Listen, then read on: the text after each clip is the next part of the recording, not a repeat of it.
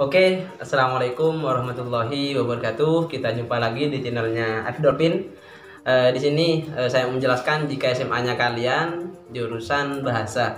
Karena kemarin sudah ada yang nanya, Kak, jika kuliahnya bidang bahasa, kuliah di jurusan apa? Jika SMA-nya bahasa, kuliah di jurusan apa, Kak? Itu ada yang nanya. Ini kolom komentarnya kemarin ada yang nanya. Jadi saya jelaskan di sini.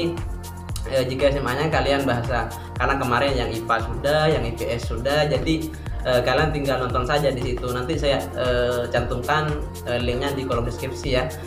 Jadi sekarang saya menjelaskan yang SMA-nya bahasa. Oke, sebelum ke video selanjutnya, jangan lupa subscribe channel ini dan jangan lupa bunyikan loncengnya dan bagikan ke teman di sebelahnya jika ini bermanfaat bagi kalian. Semoga bermanfaat. Oke, sebelum lanjut kita intro dulu. Oke, cekidot.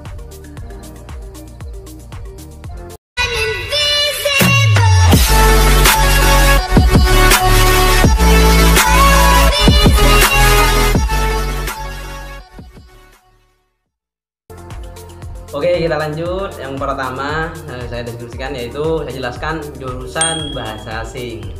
Oke, jika kalian jurusan bahasa asing ini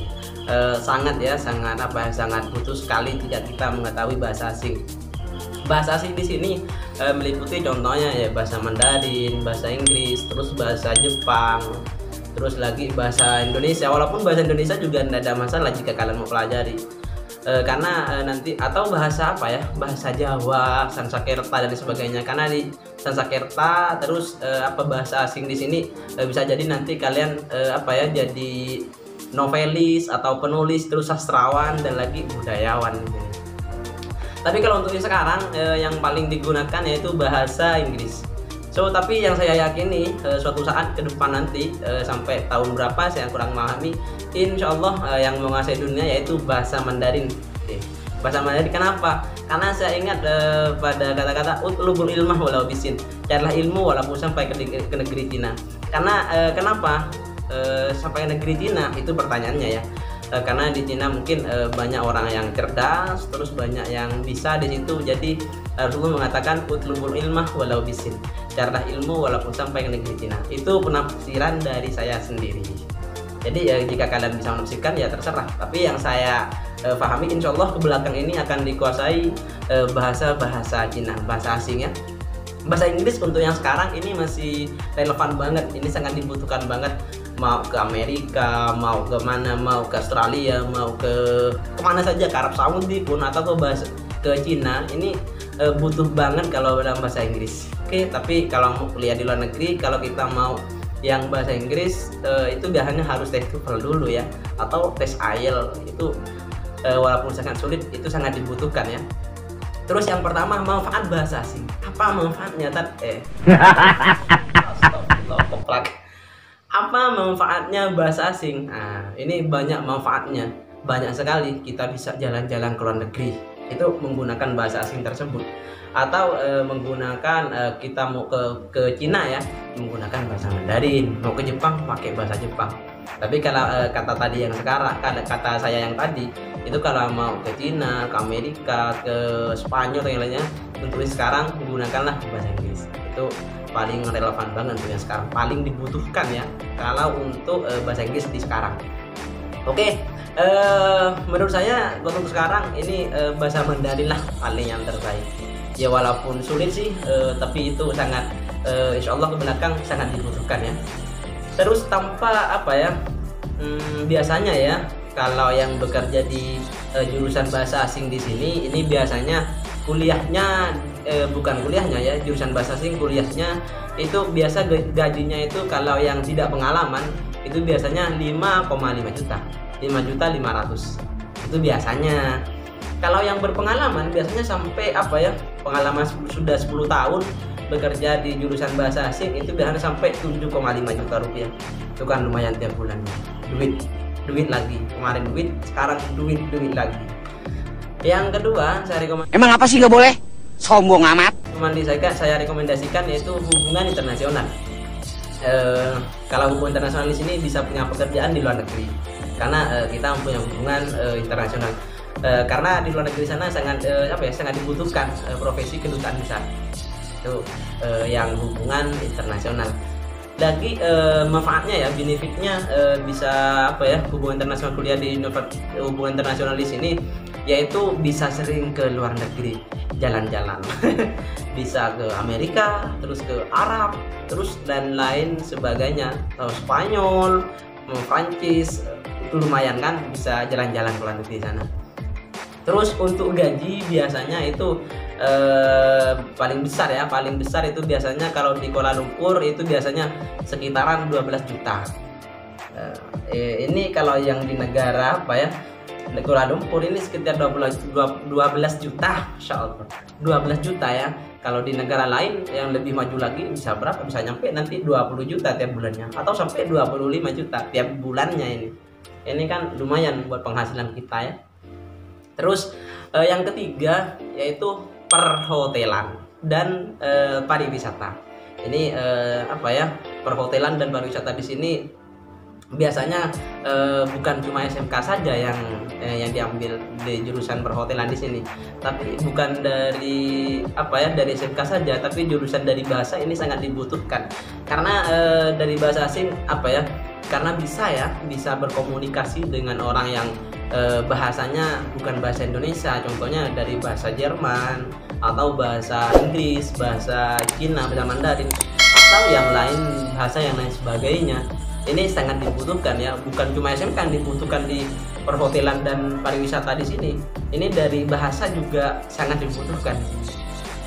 Nah, terus untuk yang keempat saya deskripsikan, yaitu saya cantumkan, yaitu public relation. Oke, apa public relation itu biasanya ya?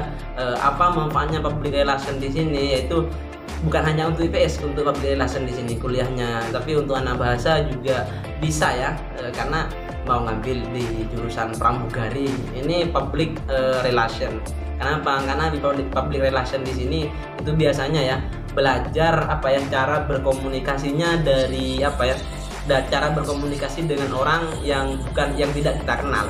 Contohnya kalau kita jadi pramugari, kita kan tidak mengenal siapa mereka dan siapa dia. Ini kita bisa banget berkomunikasi karena di sini cara berkomunikasinya itu sangat diajari. Terus lagi dan cara berbicara dengan bahasa asing yang paling baik dan paling bagus itu bagaimana di sini, ini dipelajari banget ya. Jadi untuk kalian yang pengen jadi apa ya, jadi itu pariwisata, terus hubungan internasional, jurusan bahasa asing, ini bisa SMA-nya jika kalian jurusan bahasa. Jangan khawatir, juga bisa kok jadi pramugari atau pramugara juga bisa ya. Untuk di sini yang pramugari ini biasanya yang apa ya, yang tidak berpengalaman ya, pemulanya biasanya itu gajinya sampai 15 juta tiap bulannya. Wah, ini duit. 15 juta ini duit setiap bulannya. Terus untuk yang sudah pengalaman itu biasanya sampai gajinya 30 juta tiap bulannya. Ini kan lumayan banget. Coba kita jumlahkan saja. Kalau 30 juta dalam waktu 2 bulan ini sudah 60 juta, yaitu jika kalian tidak makan. Tapi kalau kita makan ya insya Allah seperkiraan tinggal lah, kalau cuma 15 juta ini atau 20 juta lah untuk makan dan travelingnya. Ya kalau memang travelingnya ke luar negeri sana ya insya Allah habis lah, walaupun tiap bulannya 30 juta. Tapi jangan apa ya, jangan terlalu boros lah di dalam hidup kita ini. Sisakan sedikit untuk beramal soleh. Oke, beramal entah ke masjid atau ke anak yatim atau yang lain sebagainya. Kalau kita gajinya baca besar. Oke. Terus untuk yang kelima, ini yang terakhir ya, pendidikan bahasa. Ini di pendidikan bahasa di sini bisa kalian nanti ketika sudah lulus ya, ini bisa apa ya, bisa jadi dosen pendidikan bahasa. Terus lagi bisa les. Les kan juga bisa kan, les. Terus lagi bisa jadi penerjemah. Ini penerjemah dalam satu kertas itu biasanya kalau dalam bahasa asing, kalau tidak salah itu 150.000 kan, lumayan buat masukan kan. Jadi jika paginya kalian jadi dosen dari jam 7 sampai jam 2 jadi dosen, oke, lumayan kan. Terus dari jam 3 sampai jam 5 sore kalian jadi les membuka les bahasa asing. Ini kan sangat lumayan, karena les bahasa asing ini biasanya sangat mahal ya, bukan ya, karena ilmunya yang kita dapatkan itu akan diperoleh juga, kan walaupun itu mahal. Contohnya kalau saya sendiri ketika kursus bahasa Mandarin di Pare dulu, ini bahasa Mandarinnya ini berapa ya, pas 900 apa 600 ribu.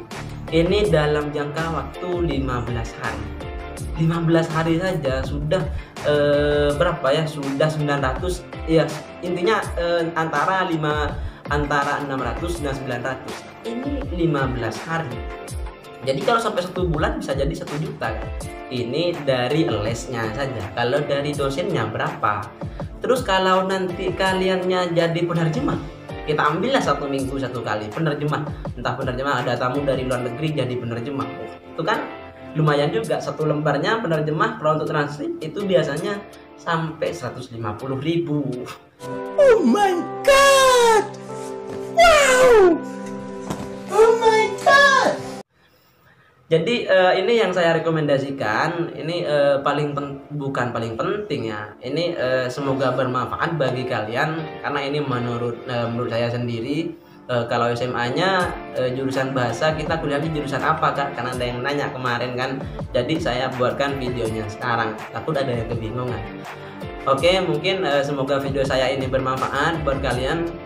Jika bermanfaat, silahkan subscribe, bunyikan loncengnya, dan juga like dan juga share ke teman-temannya. Semoga ini bermanfaat. Mungkin sekian dari saya. Assalamualaikum warahmatullahi wabarakatuh. Bye.